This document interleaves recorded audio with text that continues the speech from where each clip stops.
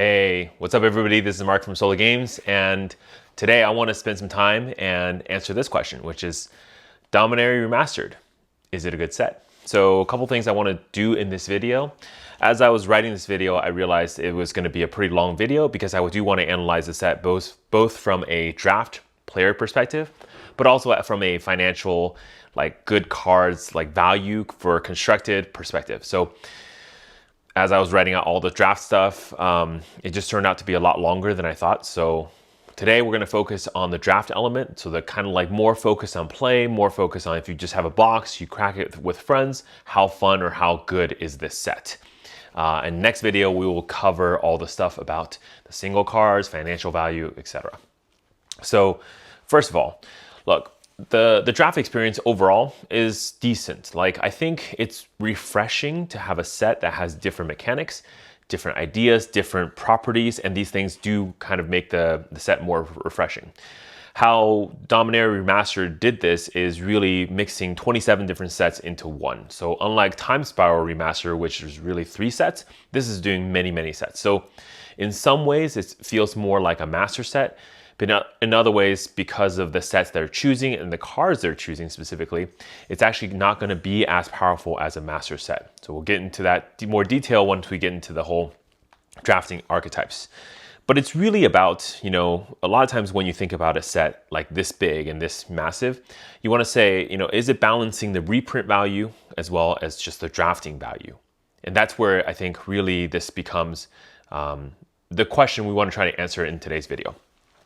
So let's talk about the drafting experience more, right? I think it's a decent draft experience. I, in fact, drafted last night with my friends. Overall, like the branching path that you can pursue is pretty good. There's a lot of different options in this set, and the options aren't so...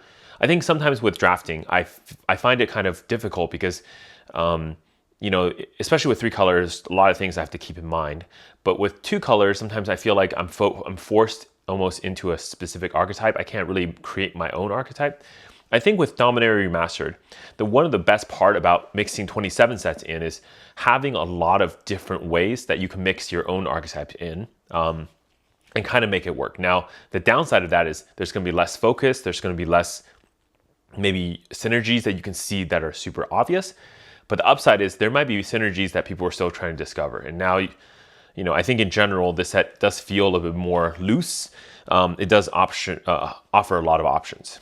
In some ways, I think some of the archetypes offered inside the set can actually be kind of complicated. There's a lot of combos that a lot of people won't see or won't realize. But one of the cool thing about sets like this is when you start finding the payoff in the draft experience, once you start understanding how to, you know, build a certain type of deck, it does feel very rewarding and earned and meaningful, especially when you can build that deck and actually see it come through, come alive inside your play. So that part is very nice and rewarding. One of the first things I think about with Dominaria Remaster is that on the surface, it looks like a lower power, depowered, weaker set even. I would say that's about right, because if you look only at creatures, you're going to start seeing things like Savannah Lion, right? Which, again, back in the old school days is a very powerful card, but nowadays, you're not really going to, it's not giving you a lot for that 1 mana. And so, in a lot of ways, these creatures that we've kind of come to become a little bit more used to the certain power level do feel more depowered.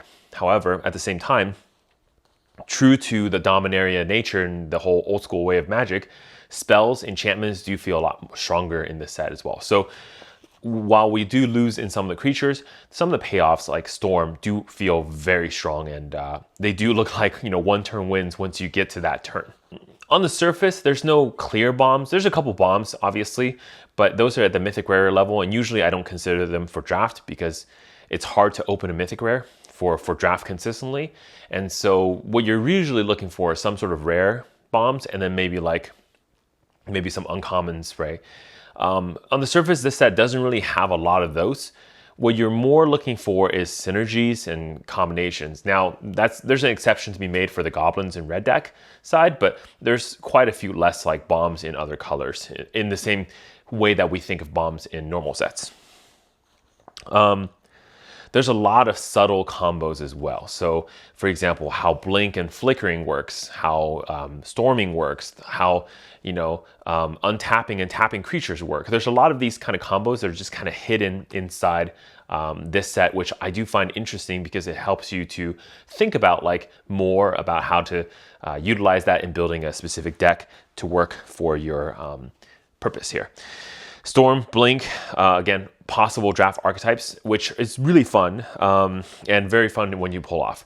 I know from the surface, if you look at the set itself, there's only 2 Storm payoffs and they're both in red. I will say it is a lot easier to Storm than you would think it is for this set. So it is easier, right? But just understand for the set like this, games are going to be slower and that's to be expected. So, all right. So talking about the slower games here, there's not really a clear aggro deck. Boros feels very depowered here, and there's no clear direction. One of the problems with Boros is that Tiana is kind of looking for things that don't even exist in old Dominaria, which is equipment. So she cares about enchantments or auras really, and equipments. And so the problem is, there's half of her abilities won't even activate because there are no equipments in the set. So that makes it a little bit tough to activate things like that. The other more aggro deck or aggro colors are going to be Rakdos. And Rakdos is really built into basically your goblin deck. And it is actually pretty strong, but you do have to get the right goblins going. And then it could be a pretty good and maybe fun archetype. I did not draft goblins, so I couldn't really tell you about that. But other than that, there's no clear aggro deck. I think, of course, black does feel a little bit more aggro than other colors. So incorporating any sort of black and red into any deck, you can probably build some form of aggro. About mana acceleration or ramping. Very focused to green this set. They are good. I mean, Wild Growth is a very good mana ramp. There's a lot of good mana dorks in this set too. And so there's a lot of fun things you can combo with mana acceleration. But the one thing to note, it is very focused in green, meaning your mana acceleration just gives you more green mana, right, forest. So be aware of that. So if you're going to play the ramp deck, you do have to play green as well. Just it's not going to be more generic, add any color. It's going to be mostly green. You're not filtering here. Speaking of filtering, let's talk about color fixing. Color fixing is really hard in this set. In fact, it's so hard I wouldn't recommend anyone splash. I did try to splash 3 colors and it was a lot more difficult than I thought it would be. So my recommendation, there's really not a lot of color fixing this set. There is Terminal Moraine, which again, it's kind of like a very costly Evolving Wilds. Now, there's no downside of holding that for a while, but otherwise it costs a lot of mana to go and search for your land. So that's a little bit annoying. Basically, they don't exist. The layers are kind of a bait because one of the problems with the layers, while they're good because you can lay them down and you don't lose that turn because you're going to get the mana untapped, you do have to return the land, and the layers only yield 1 mana, not 2, like your guild lands. So it's a little bit weak in the sense that you're going to have to suffer, -1 mana for the rest of the game because again, you have to return land to your hand. Now, if you have ways to potentially accelerate dropping those, for example, exploration, then it's not really a detriment. You can actually play layers maybe a lot more efficiently, but otherwise it does make it really hard to play the layers. And again, that causes splashing a 3rd color much more difficult, even though including layers may make it feel or seem like, hey, you can totally splash a 3rd color. And then you have other things like Crop Rotation, which normally is a good card, except the problem with that card is, there's not really amazing lands to go fetch for. I think the best one I can think of maybe the Nenzoko Monastery. And the whole idea here is that you're kind of getting your first strike insect land. But again, even with that one, you do have to wait until you activate a Threshold for that to even work. Otherwise, you're getting a very bad land. And you're basically 2 for 1 yourself, right? Because you're going to have to sacrifice a land and the card of Crop Rotation to get the other land. Now, it does help with Threshold because you're putting 2 cards in the graveyard, so that could be helpful there. So something to think about here, okay? So let's talk about the 2 color archetypes. So they're present, but I feel like they're really missing. I think part of this is really shown through the fact that we're mixing 27 sets into 1 rather than 3 or 4. And really where this is shown is that while there are signposts, 10 2-color combinations that you can kind of pursue, the challenge here is that each one of them feels just weaker than what you would normally see in a set where it's very focused on those two color combinations. And there is a kind of helper sheet with each box that does point you to what those 10 color combinations are. But I would say aside from maybe a couple of them where they're pretty obvious and there's actually a lot of support for, the other combinations just don't quite work out super well. Like one good example here is like Madness. So Madness is a mechanic that is in this set. But if you ever played Times Per Hour Remastered or remember that set, Madness was also part of that set. But the way that Madness was presented back then is that there were a ton of enablers, for you to discard, right? Both to discard cards and then a ton of Madness cards to go get that payoff. And then at the end of it, when your hand is empty, you would have Hellbent cards that give you more for not having a hand. So that really made Madness a lot more playable and feels good to go play Madness.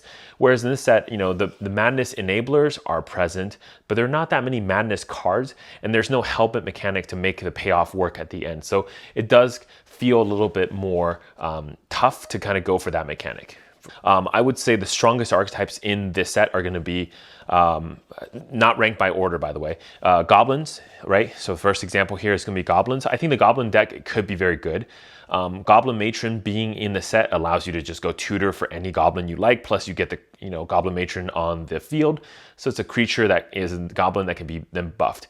As well as like, your familiars that help you to basically cast red spells if you lay down that zombie and then make everything a little bit cheaper. So there's a lot of like synergy here. But really on the Goblin side, you have Pashalik Mons and Siege Gang Commander. Both are really good bomb Goblin rares that you can get, and they're going to help you a ton. And of course in red, there's a lot of good removals. For example, you have a Grim Lavamancer, which is great because now you can reuse all the cards in your discard pile to go do more with them. Just overall, generally good card. Plus you have Chain Lightning, which is a lightning bolt. Despite the fact that you can, for example, have your opponent reflect it back at you, in general, even if they're playing red, a lot of times you'll find out that on your turn, they're kind of tapped out in red mana anyway. So it's a sorcery bolt. So draft it as that and you should be fine. So there's a lot of good payoffs, I think, for the Goblin deck. And it is a good counter for some of the other decks I will be talking about next. Second one I want to talk about is Flicker. I think the blue-white flyer Flicker deck, Blink deck, is really strong, right?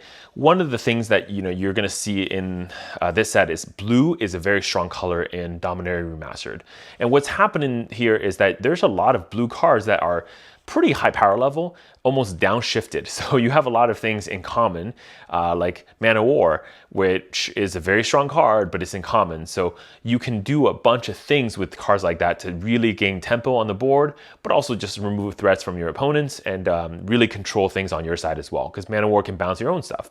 And their Signpost card is really strong too. So I think in general, and there's White Mane Lion, Flicker cards and Blink cards, I think inside this set is absolutely great. And then you could, of course, get the payoff of Flame Tongue Kavu many times. In fact, that's how I lost a lot of the games where, I would just have opponents bouncing their Flame Tongue Kavu and then you re-ETB 4 damage. Flame Tongue Kavu is just a great card for the set because 4 damage almost kills everything in the set. As far as the next one is, it's going to be Izzet Storm. Izzet Storm is very strong. It's also very fun to do because it's one of those decks that if you like drawing lots of cards, if you like building a hand, to kind of finally do a payoff, that's what Izzet Storm really feels like. Now, the two payoffs in Storm are going to be Grape Shot and Empty the Warrens, both in common, which you're going to be able to get them pretty frequently. But the way that you kind of enable Storm in this set is going to be through refund spells. So there's a ton of them in this set. For example, Peregrine Drake is a great one. Snap, Fanatic Search, Cole Stoker, and there's a fairy, I think it's like a 1 in a blue, and you get basically 2 lands untapped after you get it. It's a 1/1 flyer. So those are ways that you can up your Storm counter to finally do your Grape Shot or your Empty the Warren. Or in the case that against the guy I was playing, he actually did a Grape Shot and then Empty the Warren, I think, for 8 Storm. So he got 16 goblins in that turn. And suffice to say, I basically conceded very quickly after that. Again, you probably want to have some other draw spells, Deep Analysis is a great example here where even though you don't get mana back, it does help you in the turns that you're not storming to go fill your hand back up, really start looking for your payoffs, get enough of the cards, the combination together to go storm off, right? So I think Storm is a very fun mechanic. I do think, though, a lot of people are going to be drafting Storm, so it may be difficult to pull off after people see what Storm can do in this set and start drafting more towards that direction. But if you can do it, it's a really fun deck to build.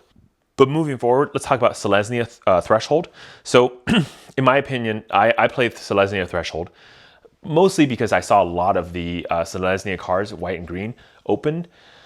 Nobody was picking them, and I got some decent green cards in the beginning, which for some portion of the deck, I thought it was about going to goblins, and then I actually swapped back. So those green cards that I drafted in the beginning, first 5 picks, actually ended up working for my deck. I made 2 big mistakes with my Threshold deck. I think number 1 is that I tried to splash red, mostly because I had some good red cards while I was going through the goblin route that I really wanted to play, but I think that ended up being a detriment to me. As an example, I kind of got trapped by Sugata Lancer. Basically, it's a 2/2 haste that has flanking, which is really strong if you want to go aggressive, but it really didn't help me with my overall deck strategy. So I probably should have gone for creatures that are more or creatures or cards, maybe a little bit more spells that would fill my graveyard so I can enable Threshold and really get that Threshold payoff. But again, it just felt like it was a lot weaker. If I had a chance, I would probably try the Threshold deck again, but this time focusing a lot more on filling my graveyard, but also getting a lot more Threshold payoff cards and see if that can work. I think there's quite a few cards that in Threshold that are kind of good. Again, it just was not on my radar for a good portion of the draft. I think it was about the second pack. Maybe halfway through the second pack is when I actually switched over to Selesnya Threshold. And maybe that's what really caused my deck to feel a lot weaker than it should have been. Dimir has the Madness mechanic. I think overall Dimir is just going to be about like control, because most of the time you're going to be counterspelling, you're going to be interacting, destroying creatures with Terror, which is a great kill spell in the set in black. And the other things you're doing here are going to just be for value, like, I think it's called Crackling Fiend. It's the one that you play and then you make your opponent discard a card.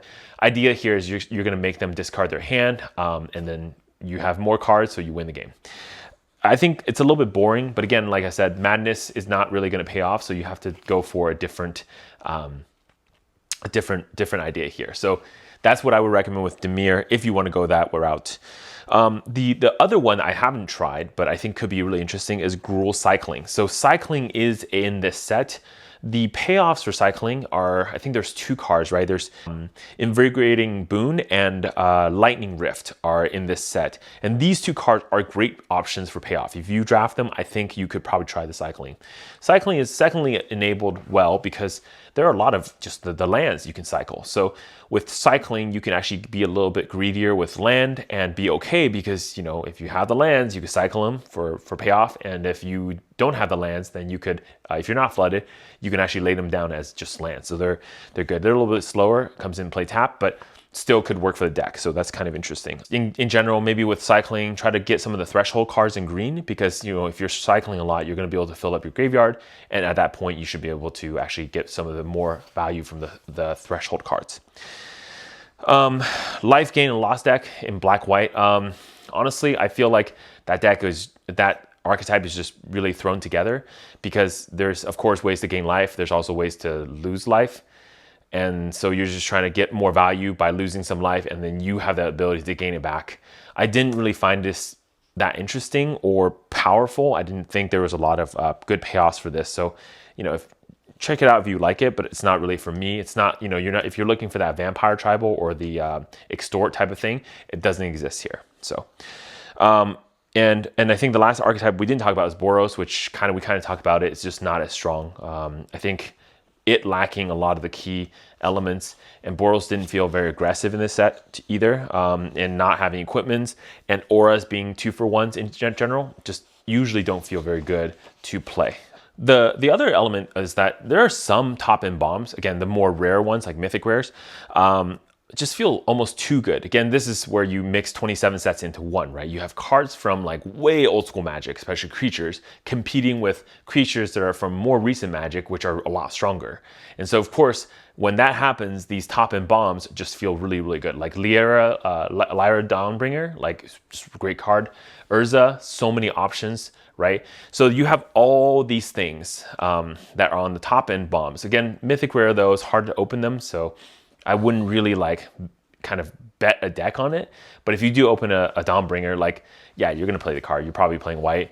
And then I would just combo with any other color there with white. I would probably go for white and green because usually it's a little bit better, or maybe even white and blue, you know, so you can have a little bit more protection for your Dawnbringer with the blinks and flickers. So, yeah.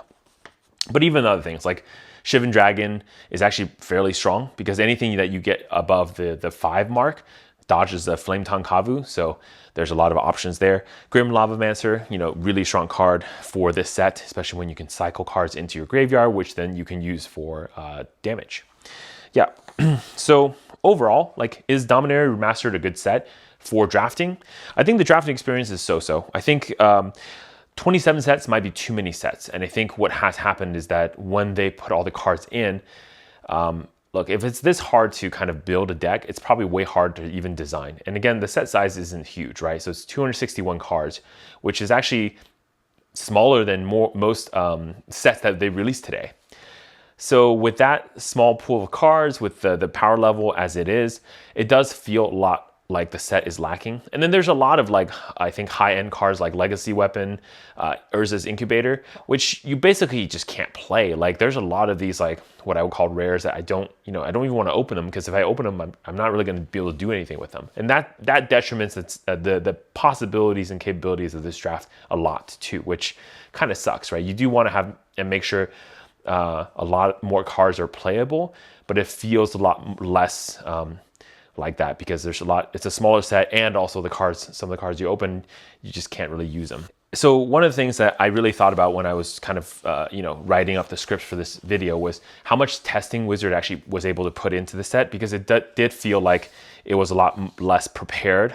So maybe with all the sets kind of rolling out, it's just really too much for R&D to kind of put a lot of effort into building a better set, right? And you know what? This set does have a lot of needed reprints for Constructed and for Commander, those kind of things. But, you know, that's not really content for this video. So I think this video is running a little long. I'm going to go to the next video and we'll talk about that side, the value, the cards of Dominaria Remastered, to then finally give you a good overall grade for the set. But I think for drafting wise, Dominaria Remastered probably gets a C+, B- from me. I think it's not the greatest draft experience. It's fine as is. I do grade pretty harsh, so a C+, B- is actually, I guess, decent in my opinion. It is fun, it is different, which I like, you know, because a lot of the sets are now becoming a lot more similar. But I would just always say this, right? While all of our opinions could differ on many things, I think we would all agree that drafting something like this with a lot of friends, people you love, people you can have good conversation with or have fun, get some food on the side, maybe get a little couple drinks in, that makes everything better. So would I draft Dominaria Remastered again? Yes. How many more times would I do it? I think maybe total, maybe 5 times or so. So that's where I sit with Dominaria Remastered. I hope this video is helpful for you. This is Mark from Solo Games. I will see you next time. Bye-bye.